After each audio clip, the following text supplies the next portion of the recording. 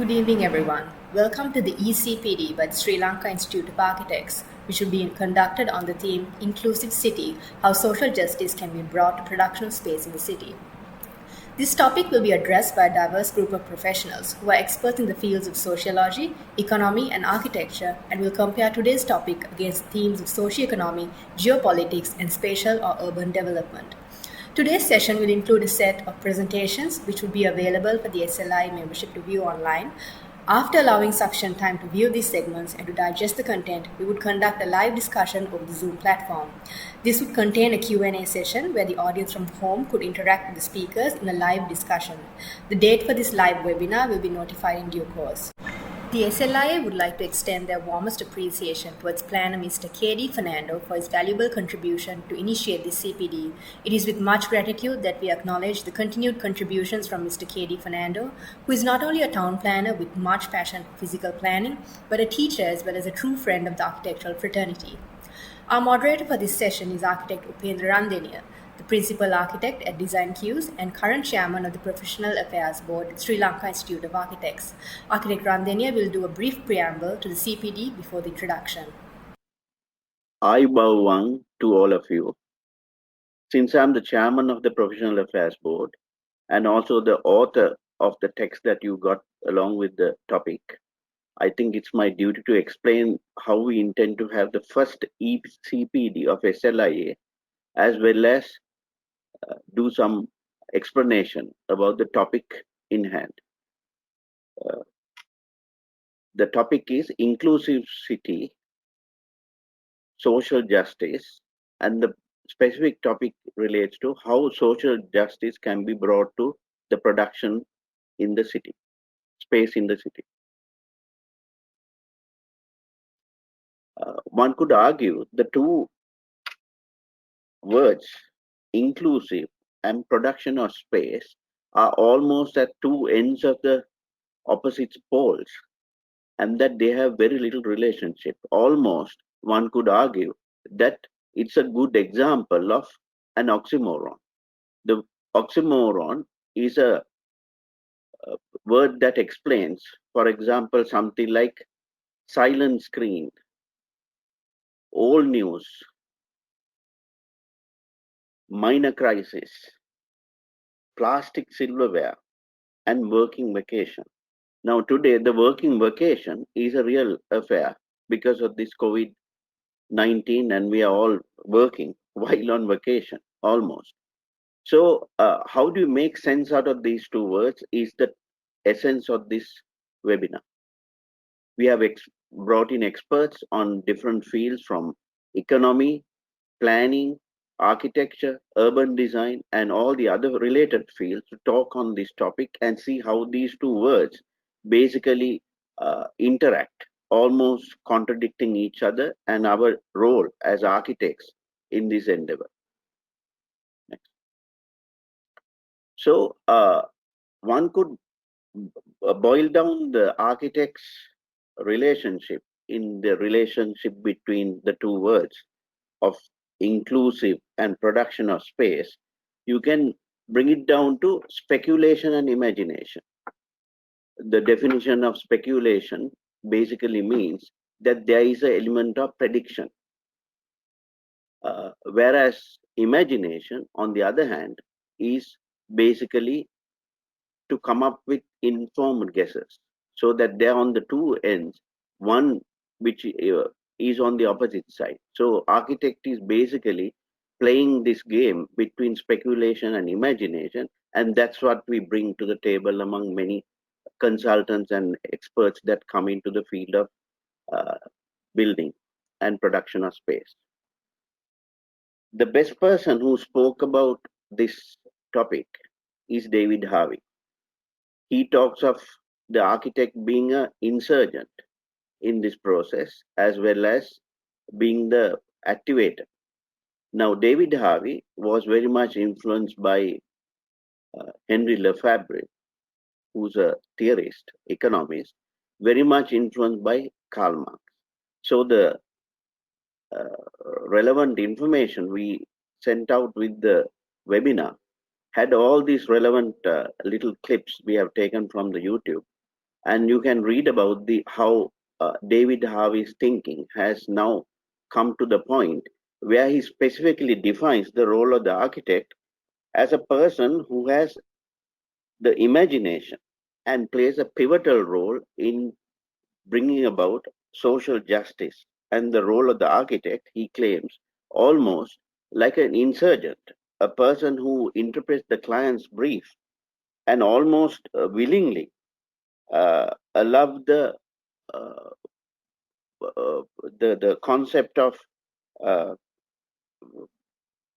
role of the architect is becoming the person who brings about the social justice in terms of speculative architecture. Now, that thinking is somewhat challenged in the current scenario, simply because uh, architects are having a privileged role, but the role we play in terms of a percentage is very much less. So the chances of us doing that in terms of imagination and speculation, the work we have is very much less. And in terms of statistics, it might be proven that we probably have a role to play in terms of 2 to 3% of the construction that takes place in a particular country or a city. The work we are getting involved is down to a very small minority of clients would come to architects. So our role is kind of getting marginalized and very much little say we have in terms of development because we are at the wrong end of speculative development in the capital market. Mostly the projects are already decided and defined before it reach the architect. So how do we get over this situation is the next question. Well, it's quite simple because if we question as to when you act as an architect, when you design a house, how do we bring about change or social justice in a project like a house? If it is in an urban area or a reservation or whatever, then if the project get bigger, if a client comes and asks, what if you get a chance to design a neighborhood? Then you go to a higher level. What if there is a township? What if it's a city? What if it's a country? Now, how many architects, how many designers get involved? Maybe at the lower two, house and a neighborhood, but very rarely when it comes to a township, city, or a country, because architects don't sit on the table in this decision making level. So our actual involvement is so much lesser in terms of being able to shift the balance towards uh, social equity, inclusiveness. So there is one way of looking at it, that is to say that, if you look at the concept in terms of a half full and half empty glass, you could argue that we are in a very good position because we can only do better because since we are involved in doing 1% of architects involvement, anything better in 2020, and if we can shift it in the next year, 5 years, 10 years, or 15 years, that we have a bigger share, that we have achieved something because we are at such a low level at this moment of time. Okay, so the argument here is that we have to have a strategy to break into this uh, market. And what we are called for is to create a spatial agency to convince the notion of right to the city. So we have to accept the fact that there has to be a policy where we bring in uh, this dimension of thinking outside the box and create a new agency where we share the concept of working together with other experts, bringing about the proposition of speculation, almost as one speaker put it, uh, almost like territorial jujutsu, where in the commercial world we convert speculative development and other development very silently, working towards bringing this concept of inclusiveness. Thank you.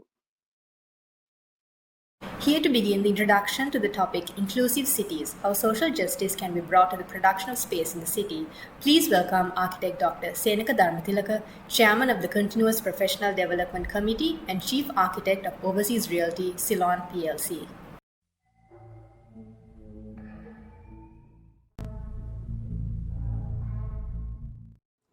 Hi, a warm welcome to our first CPD session conducted on the Zoom platform.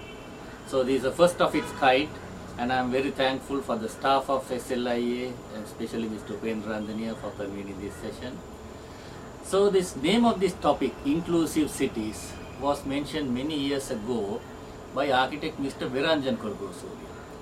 He suggested this as a probable theme for a national conference to be conducted that year. Well, I was very disappointed when that particular year when this topic was not adopted. But of course was delighted when the architect Mr. Upendra Randenia himself suggested this as a theme for the CPD.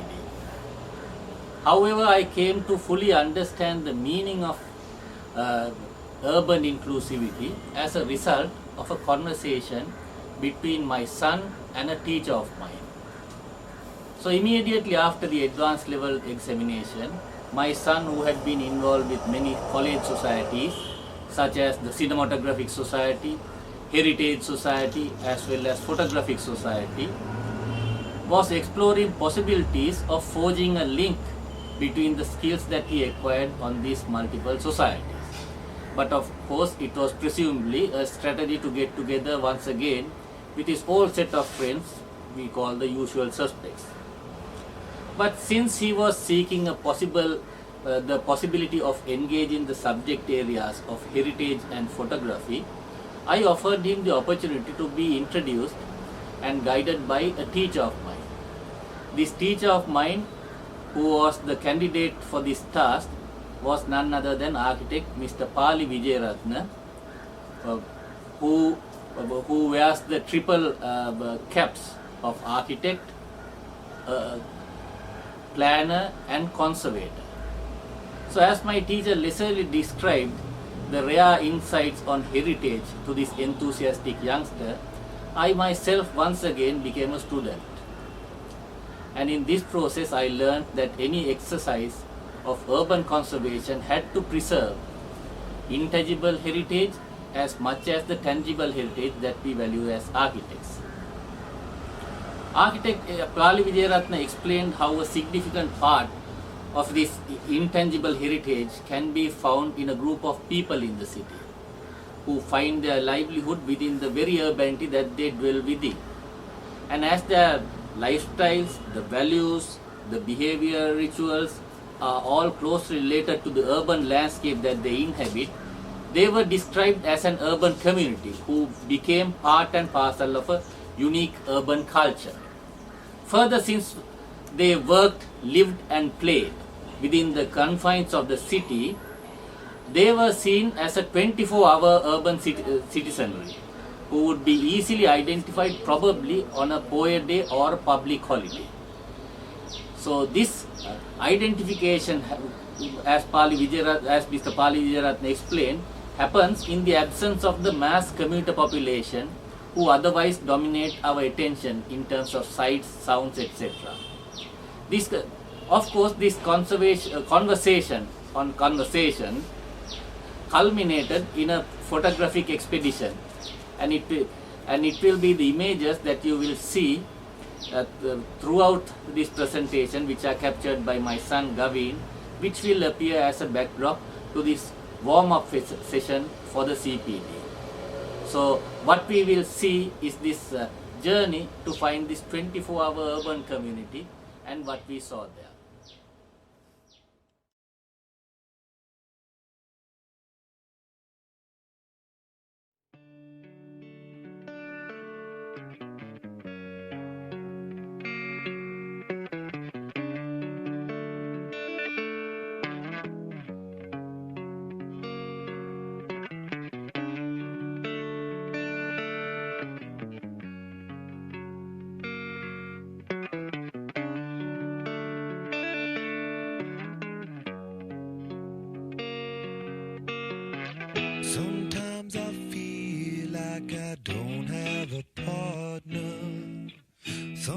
Sometimes I feel like my only friend is the city I live in, the city of angels. Lonely as I am, together we cry.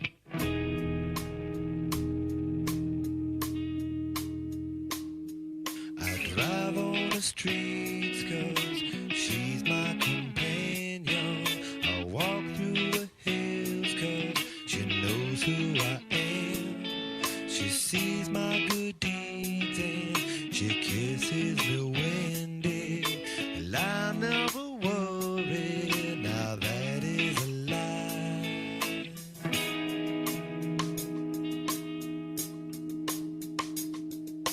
I don't ever wanna feel like I did that day.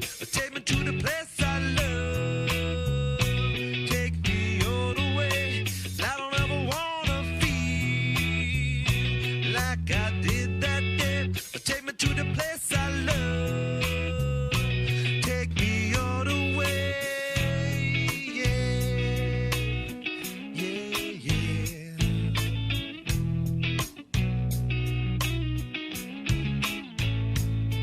It's hard to believe that there's nobody out there.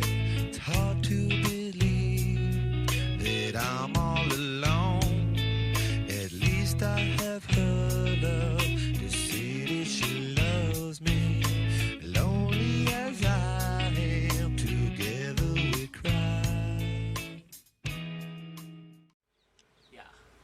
We observe how this group of people comprise of a micro-informal sector with no structure, no networking or any organization, but merely through the human necessity for existence. They dwell upon the city.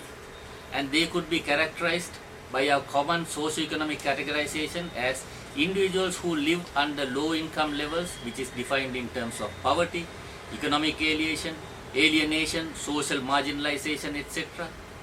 And this brings us to the question, what is poverty and how is it manifested in society?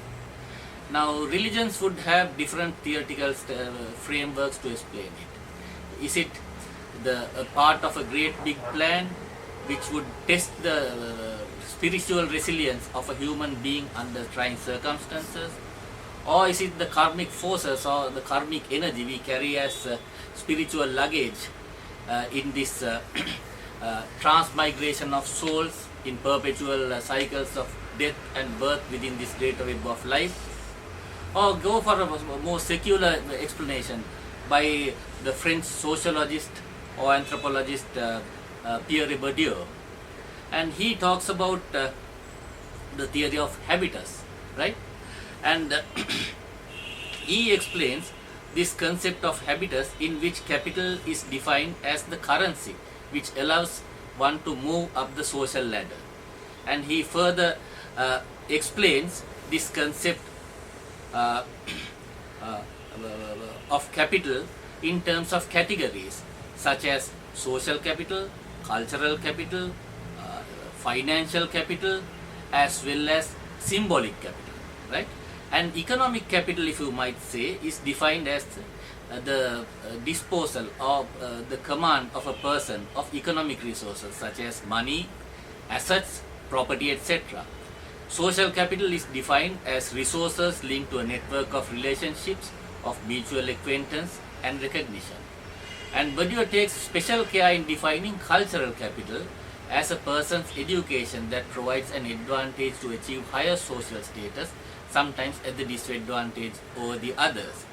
This cultural capital is further subdivided into sections such as embodied cultural capital, which is consciously acquired or passively inherited, such as the mannerisms of a person, how a person would behave and how he would be categorized in the socio-economic strata. Then you come to objectified cultural capital that relates to a person's property, of course, which can be exchanged for economic profit or could be retained for symbolic capital. And then he comes to institutionalized capital, which explains the person's institutional recognition, or in terms of the degrees he acquires, or especially the colleges in which he acquires his degrees, etc. and so on. Now these relate to his academic credentials as well as his credentials as a person who goes up the ladder in terms of the social stratification. So Bourdieu explains how the possession and usage of such categories or subcategories of capital in different combinations and permutation help to acquire higher social status and social power. And this configuration of various forms of capital which defines a person's habitus also helps to compete within social fields that individuals or groups construct. These could be either markets, academic disciplines, or music genres. Now, talking about music genres, these fields would create paradigms. How does hip hop music be looked at a different level than classical music? What makes classical music superior to hip hop music? Now these are paradigms which are created by these fields and the habitus of individualized personalities. And these fields of social positions could be also configured as social relation structures. This field is the place of social positions that is constituted by conflicts that occur when social groups endeavor to establish and define what is cultural capital. It is this struggle or this conflict happens within a given social space, and the groups that compete would have different abilities and prowess in terms of the habitus they accumulate, either through inheritance or acquisition, and it is not an equal playing field. So this conflict is seen in spatial terms by another French philosopher or social geographer, Henri Lefebvre. His name is pronounced differently, of course, being a French. And this guy observes how people of diverse backgrounds, classes, and imaginations struggle over the shape of the city. Now we are looking at this class struggle in terms of spatial terms. Now this is interpreted as the struggle for the right to the city by disadvantaged social groups, which is more than the individual. Now let me tell you about this right to the city. The right to the city is something much more than the right for the individual to access urban resources or to live within city, but it involves the right to change themselves by changing the city. Now mind you, Henri Lefebvre borrows a lot from Karl Marx and Trotsky, of course, being a child of that period. Now Lefebvre, who advocates the theory on social production of space, believes in a three-part dialectic within all historic modes of producing space that comprise of perceived space, conceived space, and lived space. Now Lefebvre, who advocates the theory in this three-part dialectic, he also prescribes the lived space, which is the space of imagination and everyday life, to have the power to reconfigure the perceived space, which comprises of popular meanings or actions attached to space that we perceive as the space, right? But also the other space is the dangerous one, the conceived space. He describes this conceived space as a space created by arrogant professionals and greedy capitalists. So we architects, planners, urban designers, etc., we might be categorized in his terms into these arrogant professionals who serve the purposes of these greedy capitalists. So Lefebvre argues urbanization as a site for surplus accumulation. So urbanism he looks at as a site for surplus accumulation, which makes it a key for the survival of capitalism. And he describes how urban space is fashioned by commerce, means of production, networks of exchange, flows of raw material, as well as energy. So in this slide, he observes urbanity as related to centrality, concentration and accumulation. And Lefebvre observed the city as a social resource which all of us deserve to have part of, or a privileged place upon which everything converges, which brings together diverse elements of society, which makes the city a device for the organizing of the society. Now, observing the city as a place where the rich and the poor, the powerful and the popular are in conflict over the usage of city space, he champions for the right to the city to be made available to all unprivileged social groups. Now, he proposes, by opposing the city space being reduced to the value of economic exchange or to a market commodity. Now, opposing the city space being degraded to the value of economic exchange or being a market commodity, he advocates that city space is not to be seen in terms of exchange values, but it should be seen in terms of use values related to the usages of public activities and mass expression.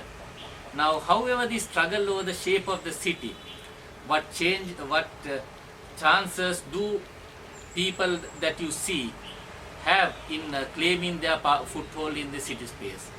What chances do these people of these micro cultures have against the huge market forces that keep reshaping the city and producing and reproducing the same socio-economic structures? That is a question we will have to look at.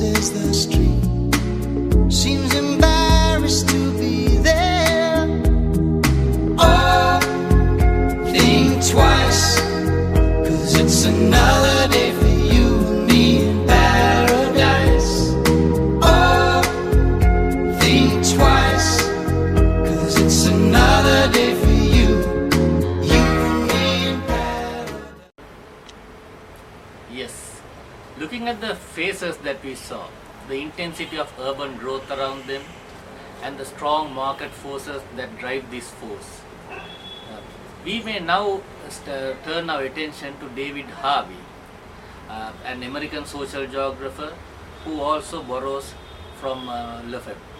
Harvey talks about planetary urbanization, where the urban processes are seen embedded in global processes.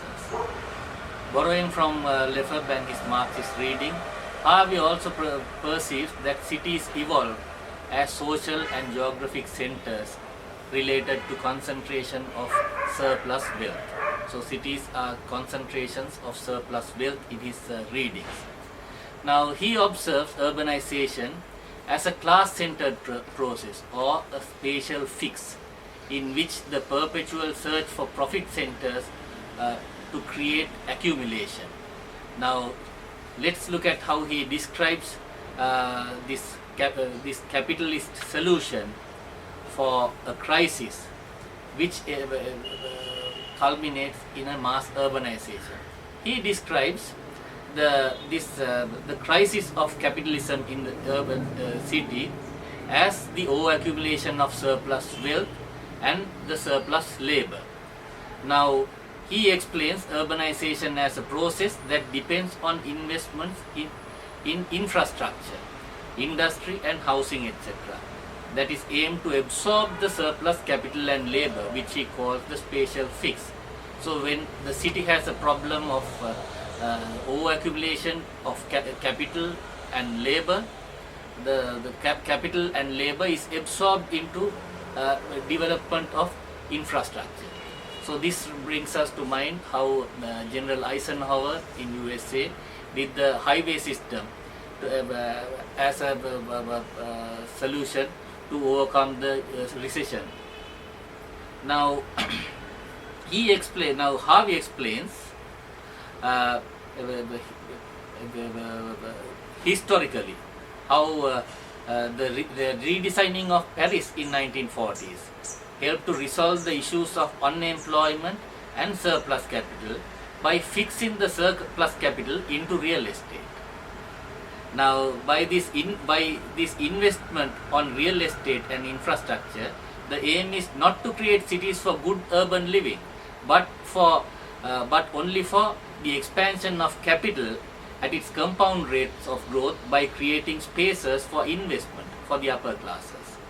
Now, Harvey observes how such capital transformations encourage suburbanization to be embraced by the middle class through increased linkages by road networks and railroads. The suburban home ownership is encouraged through credit institutions, and such credit structures would enable the bourgeoisie to strengthen their rule by the free flow of capital. So the middle class is seen as being caught in a debt trap. Now Harvey also observes how these spatial transformations, as what you saw in Paris, change the social spatial relationships by displacing the urban poor from the center. Now he views this displacement of the poor as a mass movement of urban gentrification.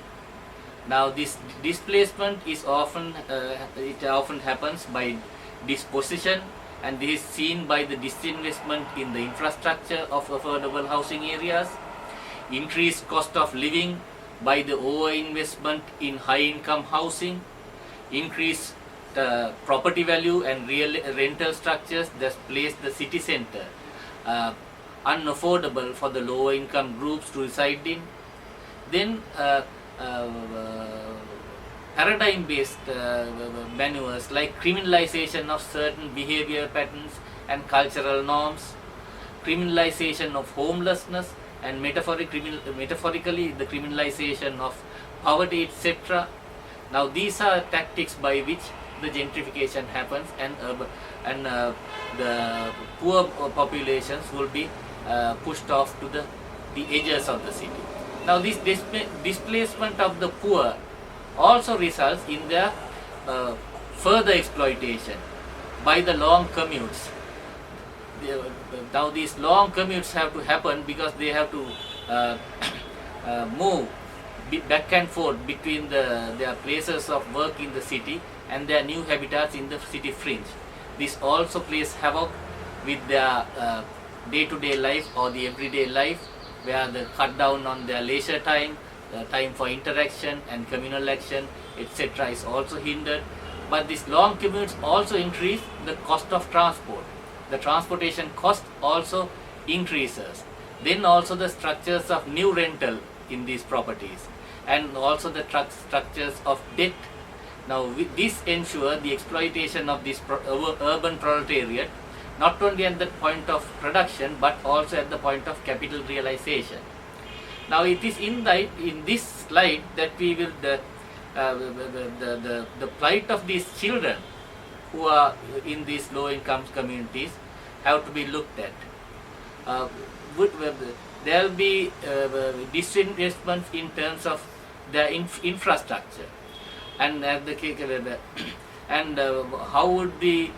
their education and healthcare would be invested in. And as the case in the West that Harvey points out, how will these inequalities that deepen be patched up, and how will these aspects of education and healthcare of these children of the communities will be served. Now these are points of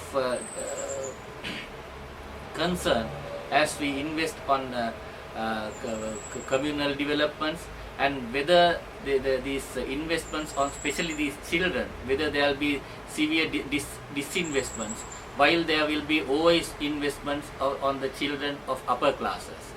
Now, what would be their urban future?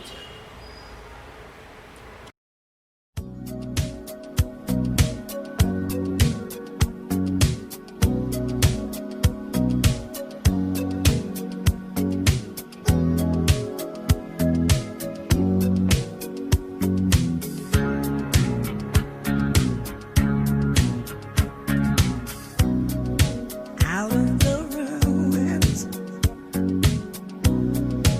out from the wreckage,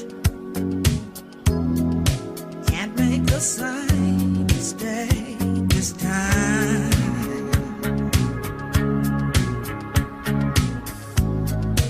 We are the children, the last generation. We are the ones they left behind. And I wonder when we are ever gonna change. Living under the fear till nothing else remains. So with these narratives of Lefebvre and Harvey, we hear how in the West, how these oligarchic political influences on the urban development, how they disenfranchise the urban citizens right to the city, and in the transformation of urban spaces.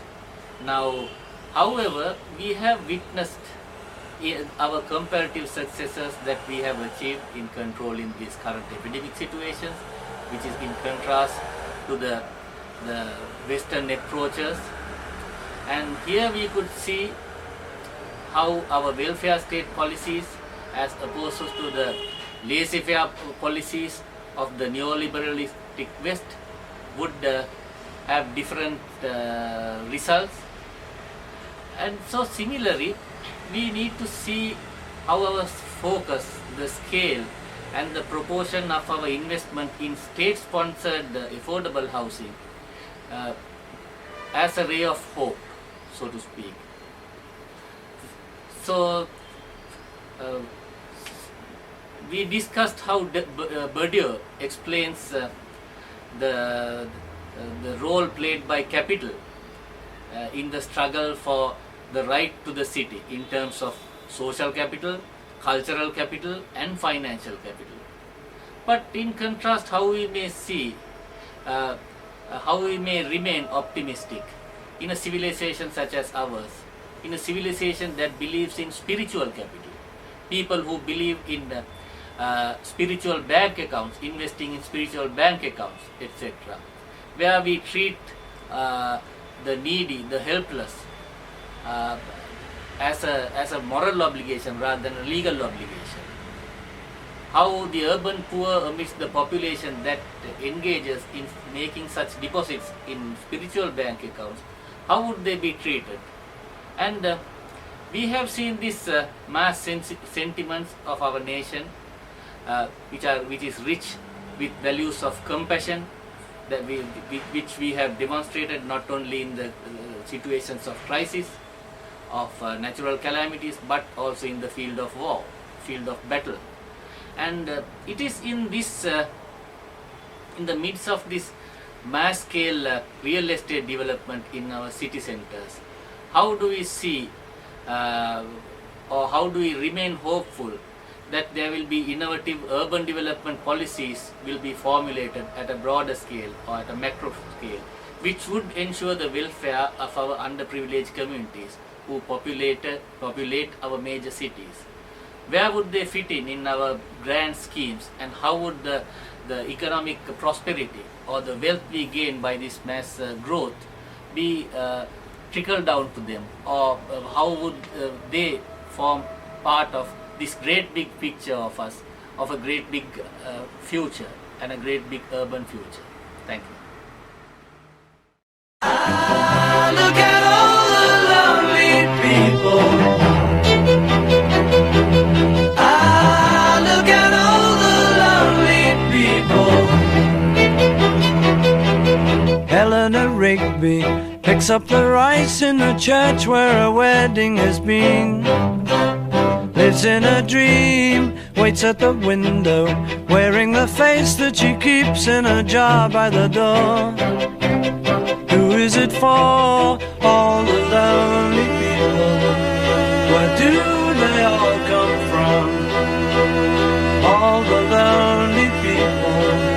Where do they all belong?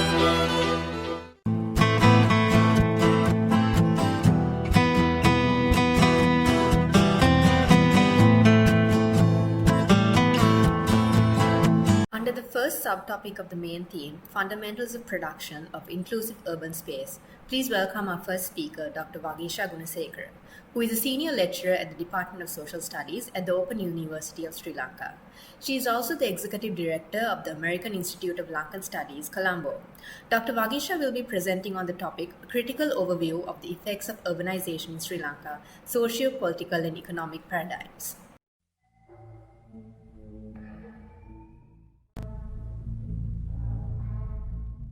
Claims for social justice are not about political correctness or environmental awarenesses.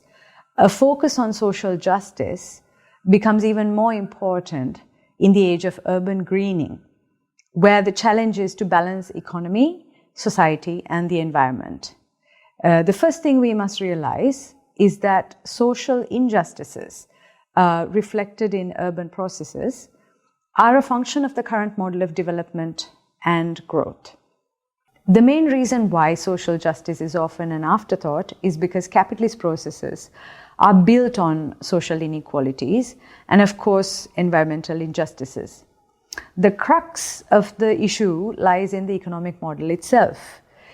But instead of making small but defining changes to the model or the system as we refer to it, we continue to do palliative treatments. The palliative approach has created policy silos, or we can call them turfs even, housing, transport, poverty, environmental issues, and the list continues. Each of these silos or turfs now have their own interest groups, their champions, identities, different political economies, and individual livelihoods, and they strive to preserve. These silos have also been beautifully integrated into the economic engine. The example of green neoliberalism is a case in point.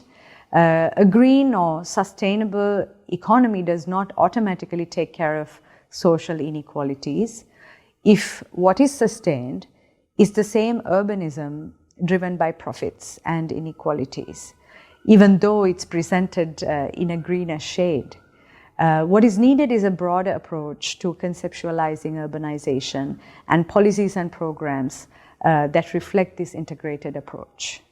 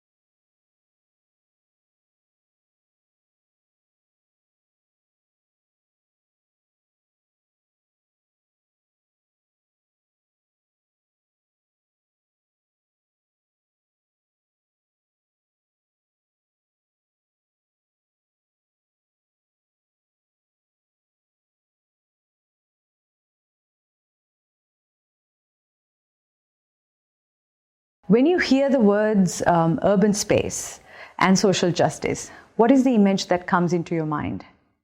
Some would say slums.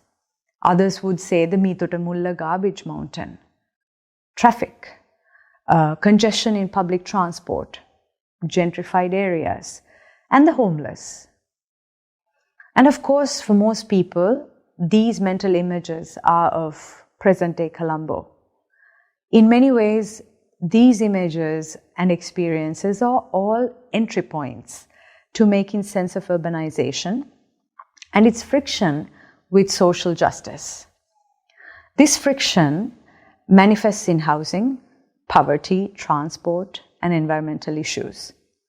But often, the entry points become the only points, and we stop addressing urbanization once we think our entry points are rectified. This is particularly the case sometimes when policy focus and discourses shift to creating greener cities. The interest in balancing the three pillars of sustainability, the economy, the environment and society, has renewed interest after the COVID-19 pandemic in Sri Lanka and all over the world. Footage from various parts of the world during the lockdown showed how nature thrives when humans take a break from pillaging it in the name of growth and development. The air quality in almost all parts of the world has improved, and residents of Delhi can now see the mighty Himalayas after 41 years. This has got a lot of people energized in stepping out of the anthropocentric model of living. Among other things, it has renewed interest in making our cities greener. In such a context, it's very important to bring back social justice in front and center of urbanization and sustainability policies, practices, and discourses. Because there seems to be a misleading balance depicted in the rhetoric of the three pillars of sustainability. The economic pillar is often recognized as having greater bearing over social and environmental components. Despite the equal weightage given to each pillar and the interdependence of the three pillars, social and environmental concerns appear more easily trivialized and marginalized at the profit of economic growth.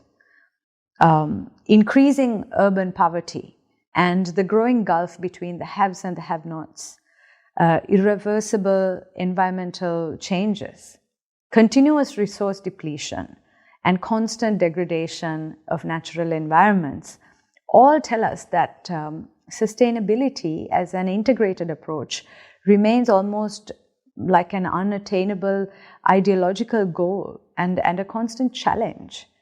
The focus on social justice then becomes very important to architects and urban planners, not only to notice the deficiencies in the green city model, but also to insist on the possibility and the necessity to bridge such gaps and hold the idea of sustainability to its professed goals. Social justice is a moral and political mental construction aimed at equal rights and collective solidarity, which promotes and enhances a just society and guarantees redistribution of wealth.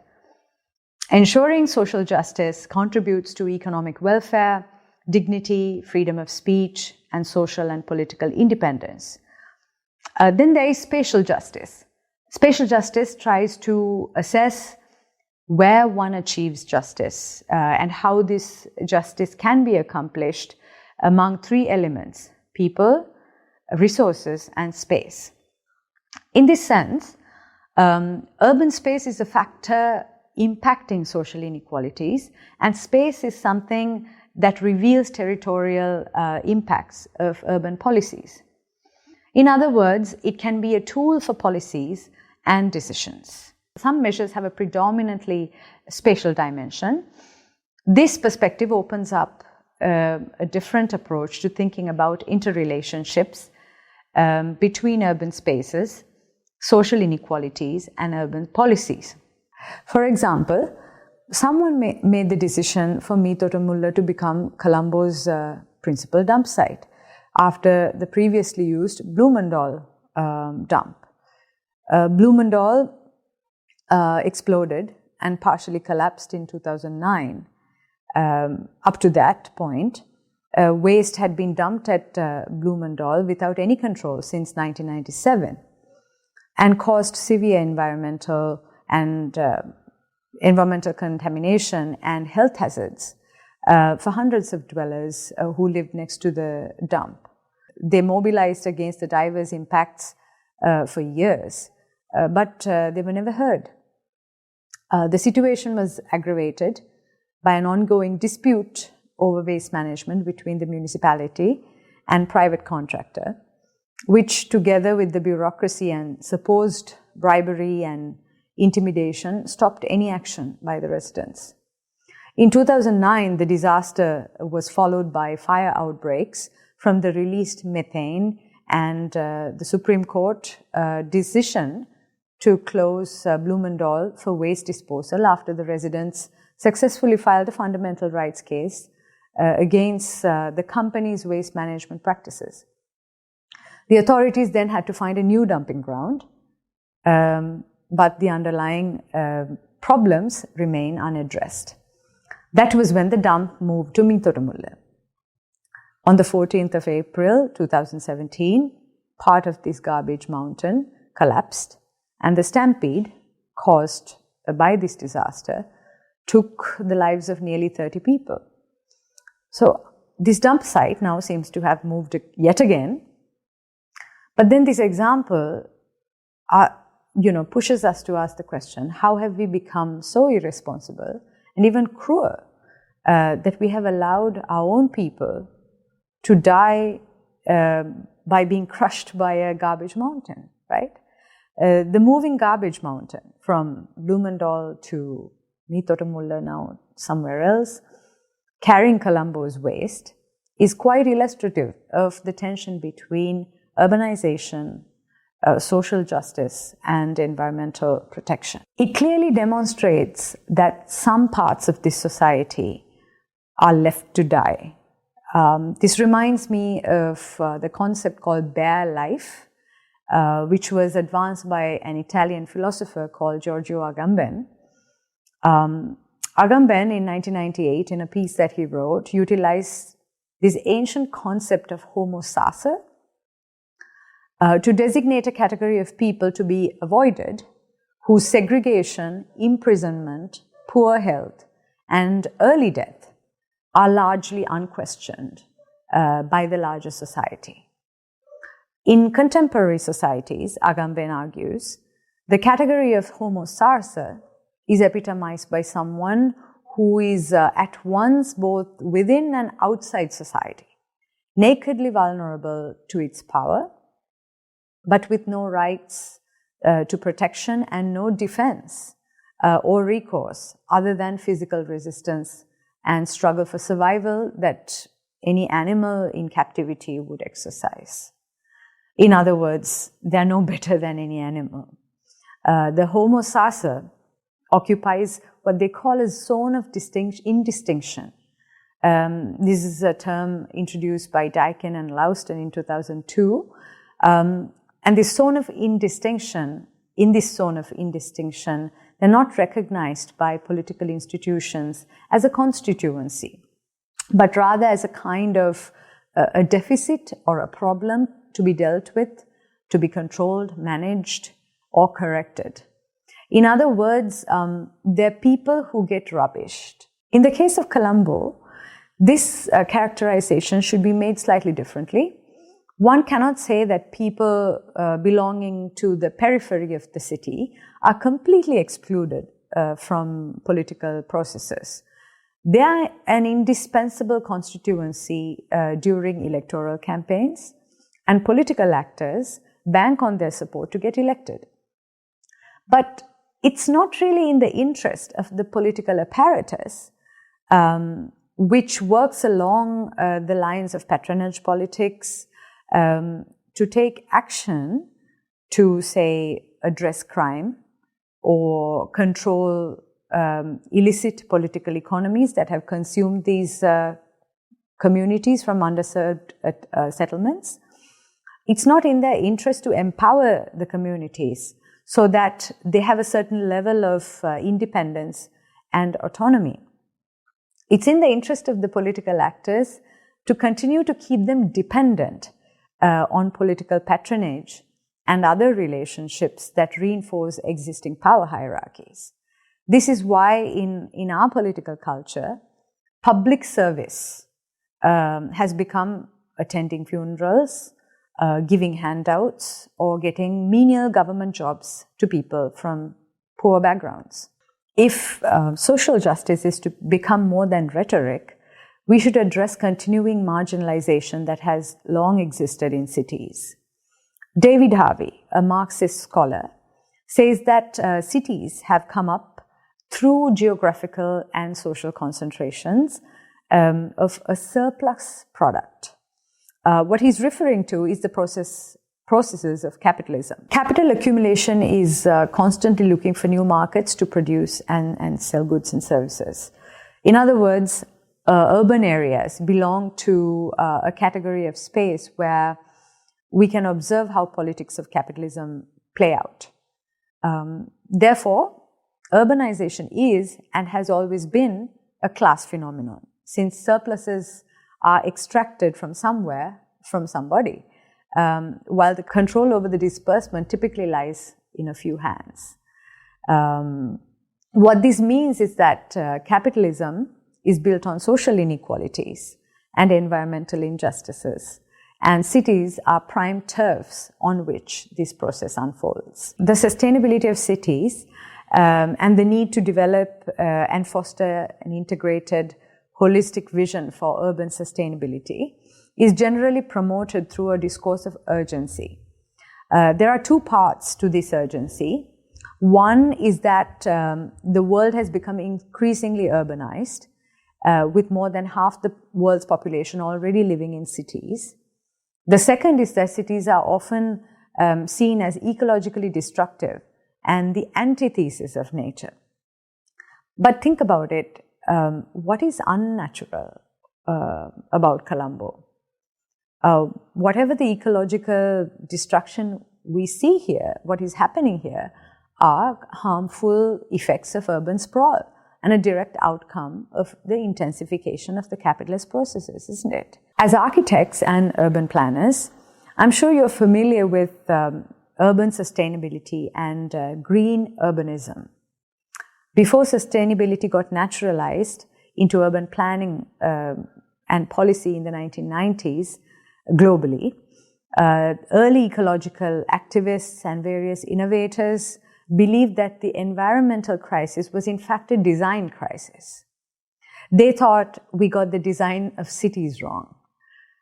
Experimental architecture based on renewable energy sources as a way to slow down the rate of consuming the planet's natural and finite resources came out of this. The focus was on integrating cities with their physical environments in a better way. This process often emphasized protecting and restoring ecological processes and ecological design through various green city concepts. The green city or sustainable city, these concepts focused on solving problems by changing the city, not its people, not by changing society. This approach has had some successes in terms of greater energy efficiency and waste recycling. A number of best practices of urban sustainability have stemmed from these processes. For instance, greener transport, energy efficient buildings, waste production and management programs, sustainable procurement, eco-budgeting. These are some examples. And cities are celebrated as coming up with these benchmarks, such as, say, Stockholm, Copenhagen, San Francisco, and Curitiba in Brazil. These are some of these celebrated cities, and ranking the greenest city or cities has become almost like a sport or like a beauty pageant by ultra-neoliberal magazines like The Economist in collaboration with tech companies such as Siemens, Reuters Environmental Forum, and many others. The green city concept have introduced ecological consciousness related to energy consumption, green spaces, reuse and recycling, housing density, and levels of air and water pollution. The logic of these initiatives is that these programs will inspire policy changes elsewhere. Not a lot of concern, though, has gone into balancing green urbanism with equity or social justice issues. Greening has not challenged market forces. Now we have green neoliberalism, the convergence of market forces and environmentally friendly logic. This ranges from eco-friendly products to corporate eco-manifestos to government agendas producing green jobs and so forth. These initiatives have, of course, they have good intentions and they're very popular because they're doing the right thing.